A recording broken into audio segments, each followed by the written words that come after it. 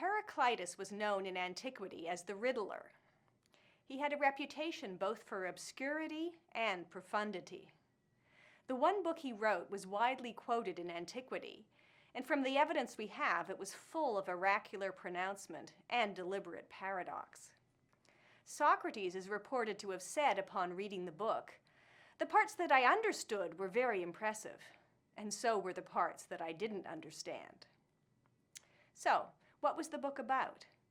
In a word, it is about the Logos.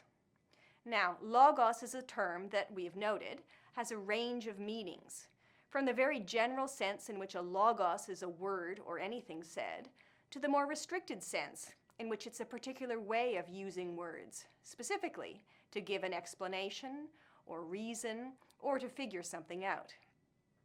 So let's see where Heraclitus's logos fits into this range of meanings. Not surprisingly, he turns out to have exploited most of them. Let's look at the opening lines of the book, which is 22b1. "This logos holds always, but humans always prove unable to understand it, both before hearing it and when they have first heard it."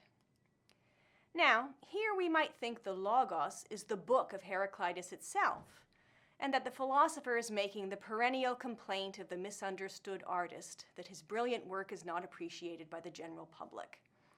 Now, there is some truth to this, I think. But as we read on, it seems that the Logos can't simply be the book that Heraclitus has written. "For although all things come to be in accordance with this Logos, humans are like the inexperienced when they experience such words and deeds as I set out, distinguishing each according to its nature and saying how it is." Heraclitus here distinguishes between the words he has written down and the Logos. The Logos is not what he says, but a principle that governs everything that comes to be or happens, even if people don't understand it, when he tries to explain it to them. And that they don't understand is a constant refrain in the book.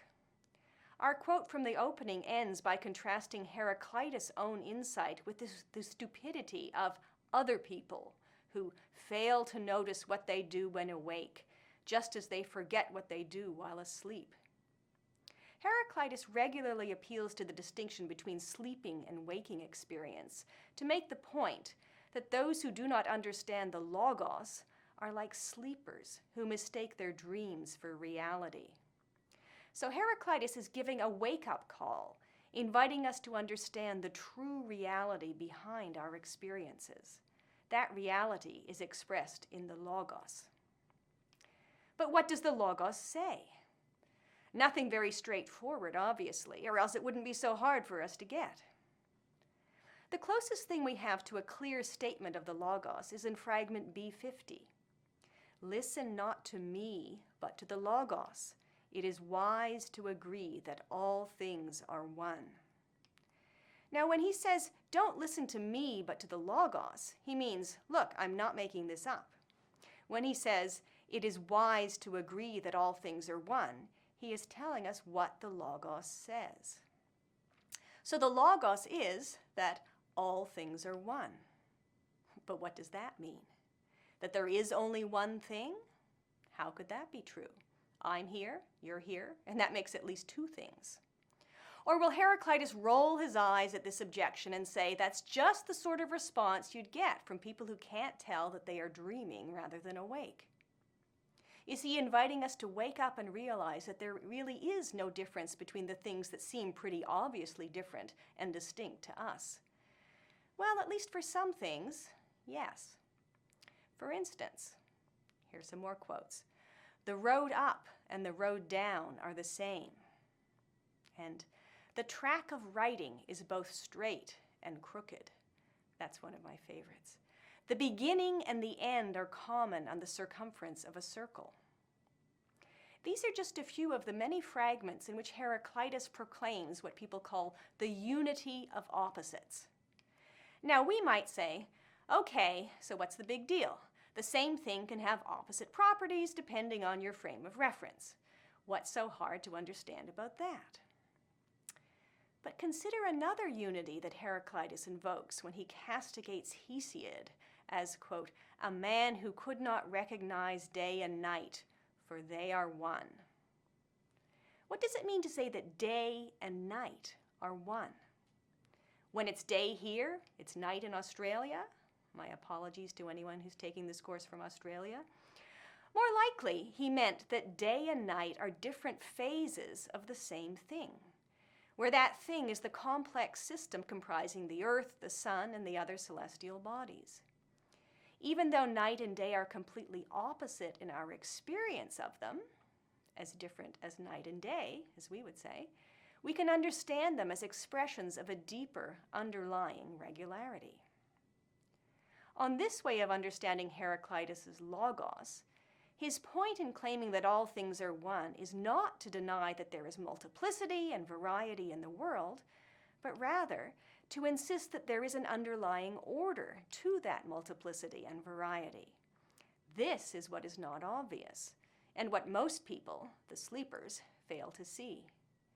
What the sleepers fail to understand is a deep truth about the world, that, though at variance with itself, it agrees with itself. It is a backwards turning attunement, like that of the bow and the lyre. Now, this attunement is what he calls the unapparent connection that he says is stronger than apparent connection. Now, connection and attunement translate the same Greek term here. It's harmonia, which is the root, of course, of our term for musical harmony, but it also means a joining together, as when a cabinet maker fits tongue in groove when constructing a piece of furniture. The important point here is that the unity involved in harmonia, and hence in the logos, is a matter of order and structure. But does the world have a logos? Now you might ask, what reason does Heraclitus have for being so confident that there is such an underlying order or logos to the world? We can grant him the order behind night and day, but why should we suppose that the whole world follows some underlying order? Recall that Heraclitus says that everything comes to be according to the logos in the opening lines of the book. Why not conclude that the world, or maybe large pockets of it, are just chaotic? That's certainly what our experience often tells us. But Heraclitus tells us not to just trust our experience. He says, eyes and ears are bad witnesses to people if they have barbarian souls. And the soul, he says, has its own logos. In one place, he calls it a deep logos. In another, he calls it a self-increasing logos. Here is where I would want to translate logos as reason or reasoning. When Heraclitus says, I searched myself, or alternatively, I looked into myself, he means he used his critical faculties, his power of reasoning. But what chain of reasoning would support the conclusion that there is an underlying unity and order to the world? That's a pretty tall order. If Heraclitus produced such an argument, he hasn't shared it with us, or no one saw fit to quote it from his book. But even if he doesn't have a proof that there is an underlying order to things, his conviction that there is such an order isn't idle dogmatism or table thumping. For the belief that the world is ultimately understandable or explicable is a presupposition behind the whole enterprise of scientific inquiry. To search for explanations is to try to uncover hidden connections and unifying principles that explain the variety of phenomena that we observe. Heraclitus' belief that the world has a logos may simply express his conviction that the world is ultimately understandable. If so, it is a conviction that he shares with the Milesian naturalists, Thales, Anaximander, and Anaximenes, each of whom also insisted on a single explanatory principle of the natural world. It is their shared assumption that the world is ultimately explicable, more than their specific proposals about how to explain it, that have earned them a place in the history of natural science. It is also what earns them the title that Aristotle gives them, physiologoi, which we can now understand in a slightly different twist, as though who believe, with Heraclitus, that there is a logos to the natural world.